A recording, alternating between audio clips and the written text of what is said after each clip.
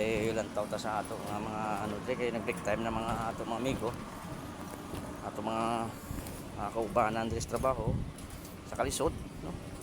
Nag-break time sila kay taod-taod kay ano para paniud to. So ilang taon na to ang ila trabaho diri. Ugma. Nana sila og buhos. Ugma. Na stress ang taong ilang ano. Kinaan sila diri og buhos ugma. So natin yung mga blackout mo na ilang buhusan, no? So taon natin yung trabaho nila. Yung taon natin ilang sitwasyon dapat kuha na yung ilang ano, kuha ng temporary release na to para hindi sa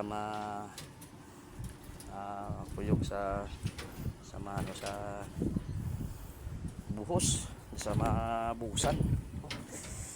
Batang-tangon na to, tang-tangan sila para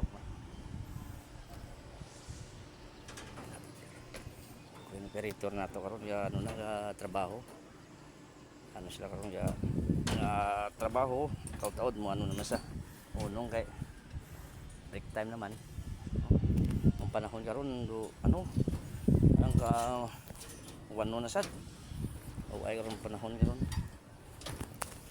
itom na sad tao na to o ay overtime ato mga kaubanan diri so mas mayon ta may overtime sila para makaaluag-luag sila gamay ang kaon na nila ba.